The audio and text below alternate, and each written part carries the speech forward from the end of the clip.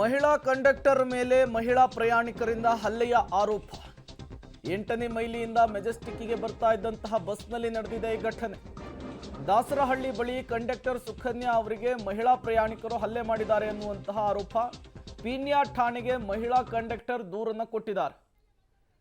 ನೀವು ಕೂಡ ವಿಜುವಲ್ಸ್ ಅನ್ನು ಗಮನಿಸ್ತಾ ಇದ್ದೀರಿ. 8ನೇ ಮೈಲಿಯಿಂದ ಮೆಜೆಸ್ಟಿಕ್ಗೆ ಬರ್ತಾ ಇದ್ದಂತಹ ಬಸ್ನಲ್ಲಿ ಈ ಗಲಾಟೆ ಆಗಿರುವಂಥದ್ದು. ಮಹಿಳಾ ಪ್ರಯಾಣಿಕರು ಒಂದಿಷ್ಟನ್ನು ಸೇರಿಕೊಂಡು ಮಹಿಳಾ ಕಂಡಕ್ಟರ್ಗೆ ಥಳಿಸಿದ್ದಾರೆ ಅನ್ನುವಂತಹ ಆರೋಪ ಕೇಳಿ ಬಂದಿದೆ. ಇದೇ ವಿಚಾರಕ್ಕೆ ಸಂಬಂಧಪಟ್ಟಂತೆ ಈಗ ಮಹಿಳಾ ಕಂಡಕ್ಟರ್ ನಿರ್ವಾಹಕರೇನಿದ್ದಾರೆ ಅವರು ಪೊಲೀಸ್ ಠಾಣೆಗೆ ಹೋಗಿ ಕಂಪ್ಲೇಂಟ್ ಕೊಡುವಂತಹ ಕೆಲಸವನ್ನು ಕೂಡ ಮಾಡಿರುವಂಥದ್ದು. ಯಾವ ಕಾರಣಕ್ಕೆ ಗಲಾಟೆ ಆಯಿತು, ಟಿಕೆಟ್ ಕೊಡುವಂತಹ ವಿಚಾರಕ್ಕೆ ಅಥವಾ ಬೇರೆ ಏನಾದರೂ ವಿಚಾರಕ್ಕೆ ಗಲಾಟೆ ಆಯ್ತಾ ಅನ್ನೋದು ಗೊತ್ತಾಗಬೇಕು. ಕಾರಣ ಈಗಾಗಲೇ ನಾರಿ ಶಕ್ತಿ ಯೋಜನೆ ಜಾರಿಗೆ ಬಂದಿದೆ. ಮಹಿಳೆಯರಿಗೆ ಉಚಿತ ಪ್ರಯಾಣದ ಅವಕಾಶವನ್ನು ಕಲ್ಪಿಸಲಾಗಿದೆ.